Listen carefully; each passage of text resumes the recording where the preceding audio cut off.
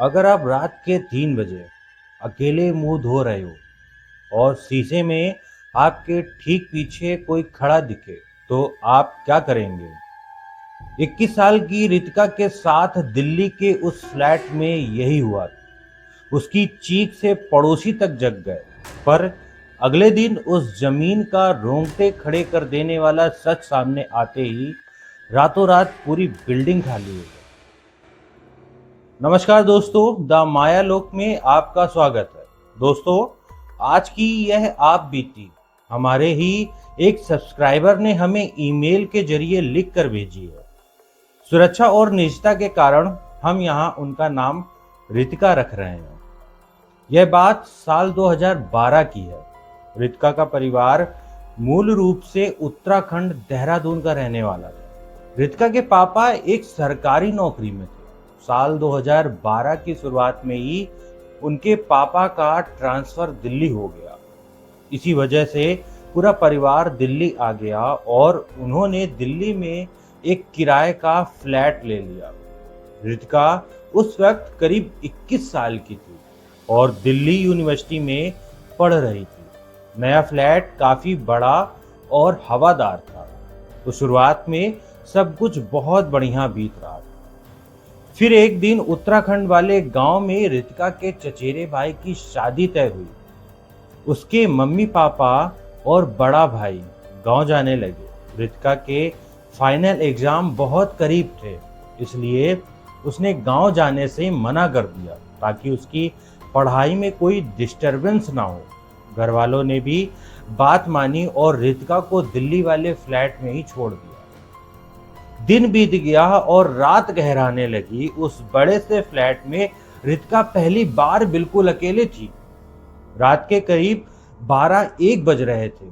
रितिका अपने कमरे में टेबल लैंप जलाकर पढ़ रही थी। धीरे धीरे थकान की वजह से उसे नींद आने लगी। रितिका ने सोचा कि थोड़ा मुंह धो लेती हूँ ताकि नींद भाग जाए और थोड़ी देर और पढ़ाई हो सके।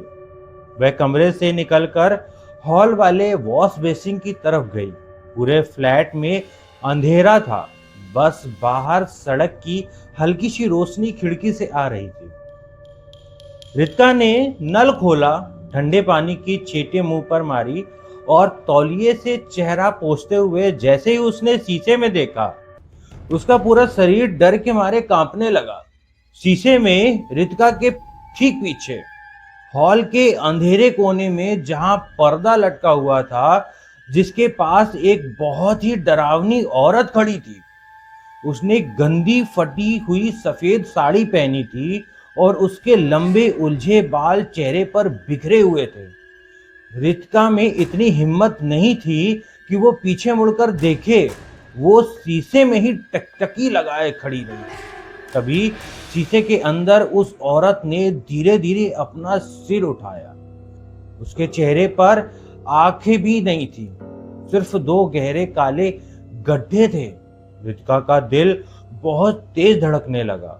वह चाहकर भी अपनी नजरें उस शीशे से हटा नहीं पा रही थी और तभी उस औरत ने अपनी गर्दन को अजीब तरह से एक तरफ मोड़ा और रितिका की तरफ देखकर एक भयानक मुस्कान दी। शीशा अचानक ठंडा पड़ने लगा और उस पर भाप जमने लगी। रितिका का गला सूख गया और आवाज बाहर नहीं निकल रही थी। जब उस औरत ने शीशे के अंदर ही रितिका की तरफ एक कदम बढ़ाया, तब जाकर रितिका का डर से जमा हुआ शरीर हिला और उसके मुंह से जोरदार चीख निकली, बचाओ। चीख सुनते ही पास में रहने वाले पड़ोसियों ने तुरंत रितिका का दरवाजा खटखटाते हुए बोले, क्या हुआ? दरवाजा खोलो। रितिका, क्या हुआ बेटा? रितिका ने भागकर लाइट ऑन की।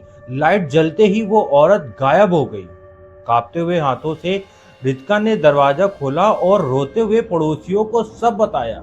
लेकिन पड़ोसियों ने सोचा कि लड़की अकेली है, एग्जाम के डर या नींद में कोई बुरा सपना देख लिया होगा।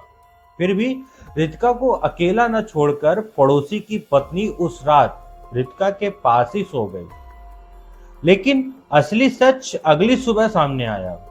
जब सुबह ये बात आसपास फैली मकतूल इलाके के एक बुजुर्ग ने बताया कि जिस जमीन पर यह बिल्डिंग बनी है वो अंग्रेजों के जमाने का एक पुराना लावारिस कब्रिस्तान हुआ करता था। बाद में यह बिल्डर ने पैसों के चक्कर में उस जमीन पर यह बिल्डिंग खड़ी कर दी। यह बात सुनते ही बिल्डिंग के लोगों में हड़कंप मच गया। जो पड़ोसी रात में रितिका की बात को वहम समझ रहे थे उनके भी पसीने छूट गए। डर का माहौल ऐसा बना कि कुछ परिवारों ने तो तुरंत ही वो बिल्डिंग छोड़ने का मन बना लिया। पड़ोसियों ने रितिका के पापा को फोन करके पूरी बात बताई और उन्हें तुरंत दिल्ली बुलाया। मम्मी पापा के आते ही रितिका के परिवार ने बिना देर किए वो फ्लैट हमेशा के लिए छोड़ दिया। रितिका आज भी कहती है कि उस रात जो उसने देखा वो कोई वहम या दिमागी सोच नहीं थी। सत्य को किसी सबूत की जरूरत नहीं होती। उस रात के बाद से ईश्वर की शक्ति पर उसका विश्वास और भी पक्का हो गया। तो दोस्तों, द मायालोक पर दिल्ली के इस फ्लैट की यह आप बीती आपको कैसी लगी? क्या आपको भी लगता है कि पुरानी जगहों पर अतीत के साए रह जाते हैं? अगर आपके पास भी ऐसी ही कोई सच्ची घटना है तो आप हमें अपनी कहानी ईमेल पर भेज सकते हैं। हमारी ईमेल आईडी नीचे डिस्क्रिप्शन में है। हम आपकी कहानी द मायालोक पर जरूर सुनाएंगे। वीडियो को लाइक कीजिए, शेयर कीजिए और चैनल को सब्सक्राइब करना मत भूलिएगा। मिलता हूं आपसे अगली दास्तां में। तब तक अपना ख्याल रखिए, सुरक्षित रहिए। धन्यवाद।